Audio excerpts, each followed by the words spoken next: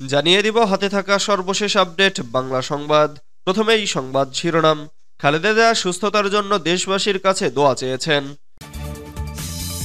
এরপর জানিয়ে দিব আগে কোন নির্বাচন, দ্বিধায় ইসি, স্থানীয় নাকি জাতীয়। এদিকে প্রধান উপদেষ্টার সঙ্গে জামাত আমিরের বৈঠক। এরপর জানিয়ে দিব আওয়ামী লীগ রাষ্ট্রীয় ক্ষমতাকে ভোগের বস্তু মনে করেছিল। আরও জানিয়ে দিব প্রবাসীদের পাসপোর্ট নিয়ে যে সুখবর দিল সরকার। সর্বশেষ জানিয়ে দিব ধেয়ে আসছে শৈত্যপ্রবাহ। এতক্ষণ শুনছিলেন সংবাদ শিরোনাম, এবারে বিস্তারিত। তবে অনুরোধ থাকবে ভিডিওটিতে একটি লাইক করবেন এবং কমেন্ট করে জানিয়ে দিবেন কোন জেলা থেকে আপনি আমাদের এই ভিডিওটি দেখছেন। খালেদা জিয়া সুস্থতার জন্য দেশবাসীর কাছে দোয়া চেয়েছেন। উন্নত চিকিৎসার জন্য ঢাকা থেকে লন্ডনের উদ্দেশ্যে যাত্রা করার প্রাক্কালে নিজের সুস্থতার জন্য দেশবাসীর কাছে দোয়া চেয়েছেন বিএনপির চেয়ারপারসন বেগম খালেদা জিয়া। মঙ্গলবার 7 জানুয়ারি খালেদা জিয়াকে বহনকারী এয়ার অ্যাম্বুলেন্সটি বিমানবন্দরে ত্যাগ করার পর বিএনপি মহাসচিব মির্জা ফখরুল ইসলাম আলমগীর সাংবাদিকদের একথা জানান। তিনি বলেন, যাওয়ার সময় বেগম জিয়া গণমাধ্যমের মাধ্যমে তার সুস্থতার জন্য দেশবাসীর কাছে দোয়া চেয়েছেন। এছাড়া তিনি এই দোয়া করেছেন, আল্লাহ তাআলা যেন এই দেশ এবং দেশবাসীকে ভালো রাখেন, তাদের কল্যাণ করেন। বিএনপি চেয়ারপারসন আমাদেরকে এও বলেছেন, গণতন্ত্রকে যেন প্রতিষ্ঠা করা হয়, গণতান্ত্রিক ব্যবস্থাকে যেন আমরা সবাই মিলে ধারণ করি। মির্জা ফখরুল সাংবাদিকদের বলেন, ফ্যাসিস্ট আওয়ামী লীগ সরকারের নির্যাতনে, মিথ্যা মামলায় বাংলাদেশের সবচেয়ে জনপ্রিয় নেত্রী খালেদা জিয়াকে সাজা দিয়ে 6 বছর আটকে রাখা হয়েছিল।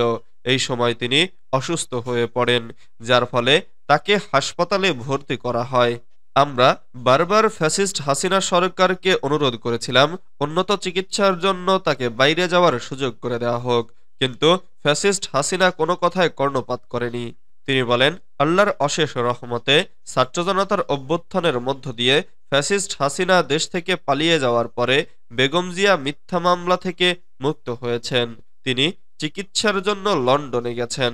এজন্য আল্লাহর কাছে শুকরিয়া জানাচ্ছি। একই সঙ্গে আমরা আশা করছি সুচিকিৎসা করে খালেদা জিয়া আবার দেশের মানুষের কাছে ফিরে আসবেন। মঙ্গলবার রাত 11টা 46 দিকে হজরত শাহজালাল আন্তর্জাতিক বিমানবন্দর থেকে খালেদা জিয়াকে বহনকারী এয়ার অ্যাম্বুলেন্সটি লন্ডনের উদ্দেশ্যে ছেড়ে যায়। আগে কোন নির্বাচন, দ্বিধায় ইসি, স্থানীয় নাকি জাতীয়। ছাত্র জনতার গণঅভ্যুত্থানে সরকার পতনের পর দেশ ছাড়েন সদ্য সাবেক প্রধানমন্ত্রী শেখ হাসিনা। তার সরকারের মন্ত্রী এমপিদের মতো গা ঢাকা দেন স্থানীয় সরকারের বিভিন্ন পর্যায়ের নির্বাচিত প্রতিনিধিরাও। ফলে কয়েকটি আদেশে সিটি কর্পোরেশন, জেলা পরিষদ, উপজেলা পরিষদ, পৌর মেয়র ও কাউন্সিলরদের অপসারণ করে অন্তর্বর্তী সরকার।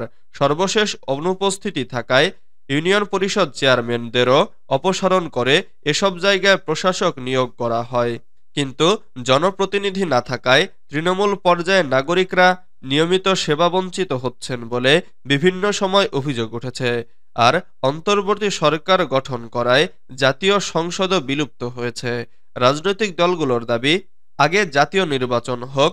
অন্যদিকে বৈষম্য বিরোধী আন্দোলন এবং জাতীয় নাগরিক কমিটির নেতারা জাতীয় নির্বাচনের আগে স্থানীয় নির্বাচনের পক্ষে অবস্থান নিয়েছেন। নির্বাচন ব্যবস্থা এবং স্থানীয় সরকার প্রতিষ্ঠান সংস্কারে গঠিত 2 কমিশনও। এ ব্যাপারে সরকারের পক্ষ থেকে সুস্পষ্ট কোনো নির্দেশনা আসেনি।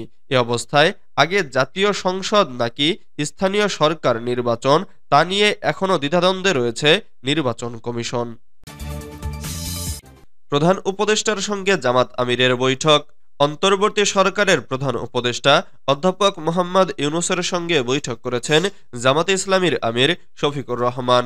রাষ্ট্রীয় অতিথি ভবন যমুনায় মঙ্গলবার 7 জানুয়ারি এই বৈঠক অনুষ্ঠিত হয়। পরে রাজধানীর ফরেন সার্ভিস একাডেমিতে আয়োজিত এক সংবাদ ব্রিফিংয়ে এ বিষয়ে ব্রিফ করেন প্রধান উপদেষ্টার প্রেস সচিব শফিকুল আলম বলেন, সৌহার্দ্যপূর্ণ পরিবেশে আয়োজিত এ বৈঠকে নির্বাচন, দুর্নীতি, অর্থনৈতিক চ্যালেঞ্জ ও জাতীয় ঐক্য প্রতিষ্ঠার লক্ষ্যে করণীয় বিভিন্ন বিষয় নিয়ে আলোচনা হয়। প্রধান উপদেষ্টার প্রেস সচিব বলেন, বর্ধিত সময়সীমার মধ্যে সামঞ্জস্য রেখে ৬টি সংস্কার কমিশনের মধ্যে ৫টি ১৫ই জানুয়ারির মধ্যে তাদের প্রতিবেদন জমা দেবে বলে আশা করছে সরকার। এই ৬টি কমিশন হল বদিউল আলম মজুমদারের নেতৃত্বাধীন নির্বাচন সংস্কার কমিশন, সরফরাজ হোসেনের নেতৃত্বাধীন পুলিশ প্রশাসন সংস্কার কমিশন, বিচারপতি শাহ আবু নাইম মমিনুর রহমানের নেতৃত্বাধীন বিচার বিভাগীয় সংস্কার কমিশন, টিআইবির ইফতেখার জামান এর নেতৃত্বাধীন দুর্নীতি দমন কমিশন, আব্দুল মুঈদ চৌধুরীর নেতৃত্বাধীন জনপ্রশাসন সংস্কার কমিশন এবং ইলিয়ন স্টেট ইউনিভার্সিটির বিশিষ্ট অধ্যাপক আলী রিয়াজের নেতৃত্বে সংবিধান সংস্কার কমিশন। এ সময় জাতীয় নির্বাচন সম্পর্কে জানতে চাইলে প্রধান উপদেষ্টা এ বিষয়ে জাতির উদ্দেশ্যে ভাষণে যা বলেছেন তা পুনর্ব্যক্ত করেন তিনি। আওয়ামী লীগ রাষ্ট্রীয় ক্ষমতাকে ভোগের বস্তু মনে করেছিল। বাংলাদেশ খিলাফত মজলিসের মহাসচিব মাওলানা মামুনুল হক বলেছেন, আওয়ামী লীগ রাষ্ট্রীয় ক্ষমতাকে ত্যাগের বস্তু নয় বরং ভোগের বস্তু মনে করেছিল, অথচ ইসলাম ক্ষমতাকে ভোগের নয় ত্যাগের জিনিস বলে। মঙ্গলবার ৭ জানুয়ারি রাতে ফরিদপুরের সালথার বড় লক্ষণদিয়ায় মাওলানা সাইদুদ্দিন ফাউন্ডেশন আয়োজিত ইসলামী মহাসম্মেলনে প্রধান অতিথির বক্তব্যে তিনি এসব কথা বলেন। তিনি আরো বলেন, দেশে প্রচলিত পশ্চিমা সংস্কৃতির রাজনৈতিক ব্যবস্থা লাখ লাখ যুবক ছেলেদের লালন করে, যার ফলে দেশের যুব সমাজ ভালো কাজে নিয়োগ পায় না। এজন্য দেশে বেকারত্ব বেড়েছে। তাই সমাজে এই একধারার রাজনীতির বাস্তবায়ন করতে হবে যে রাজনীতি হবে ত্যাগের ভোগের নয়, তা হবে দেওয়ার রাজনীতি, নেওয়ার নয়। জনগণের অধিকার প্রতিষ্ঠার রাজনীতি আমরা কায়েম করতে চাই। প্রবাসীদের পাসপোর্ট নিয়ে যে সুখবর দিল সরকার। পাসপোর্ট নিয়ে দীর্ঘদিন ধরে ভোগান্তির শিকার হচ্ছেন প্রবাসীরা। এ ভোগান্তি কমিয়ে আনতে ইতোমধ্যে নানা উদ্যোগ নিয়েছে অন্তর্বর্তী সরকার। তারই ধারাবাহিকতায় প্রবাসীদের পাসপোর্ট নিয়ে সুখবর দিল সরকার। মঙ্গলবার ৭ জানুয়ারি রাজধানীর বেইলি রোডের ফরেন সার্ভিস একাডেমিতে এক প্রেস ব্রিফিংয়ে প্রধান উপদেষ্টার উপপ্রেস সচিব আবুল কালাম আজাদ মজুমদার এ তথ্য জানান। তিনি জানান, এখন থেকে প্রবাসীরা তাদের পাসপোর্ট প্রস্তুত হলে সরাসরি এসএমএস এর মাধ্যমে তথ্য পেয়ে যাবেন। পাসপোর্ট সংগ্রহের জন্য আর দূতাবাসে গিয়ে ভিড় করতে হবে না। এ সময় প্রধান উপদেষ্টার উপপ্রেস সচিব বলেন, প্রবাসীদের পাসপোর্ট সমস্যা সমাধানে শুরু থেকেই কাজ করছে অন্তর্বর্তী সরকার। এই উদ্যোগ প্রবাসীদের হয়রানি ও ভোগান্তি কমাতে গুরুত্বপূর্ণ ভূমিকা রাখবে। ধেয়ে আসছে শৈত্যপ্রবাহ। সারা দেশে আবার হাড় কাঁপানো শীত আসছে। আগামী এক সপ্তাহ দেশজুড়ে শীত বাড়তে পারে। এছাড়াও সপ্তাহ জুড়ে শৈত্যপ্রবাহ চলতে পারে বলে জানিয়েছে আবহাওয়া অধিদপ্তর। আবহাওয়া অফিস জানায়, বুধবার ৮ জানুয়ারি সারা দেশে দিনের তাপমাত্রা ১ থেকে ২ ডিগ্রি সেলসিয়াস কমতে পারে। এর মধ্য দিয়ে কয়েকদিন বিরতির পর দেশের উত্তরাঞ্চল সহ বিভিন্ন স্থানে শুরু হতে পারে শৈত্যপ্রবাহ।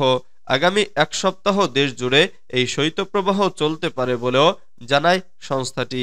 আবহাওয়া অধিদপ্তরের তথ্য অনুযায়ী মঙ্গলবার ৭ জানুয়ারি দেশের সর্বনিম্ন তাপমাত্রা ছিল তেঁতুলিয়ায় ৯.৫ ডিগ্রি সেলসিয়াস। রাজধানীর সর্বোচ্চ তাপমাত্রা প্রায় ৩০ ডিগ্রি সেলসিয়াসে পৌঁছায়, আর সর্বনিম্ন তাপমাত্রা ১৮ ডিগ্রি সেলসিয়াস হয়। দেশের অন্যান্য জেলায়ও সর্বোচ্চ ও সর্বনিম্ন তাপমাত্রা ১৭ থেকে ৩০ ডিগ্রি সেলসিয়াসের মধ্যে ছিল।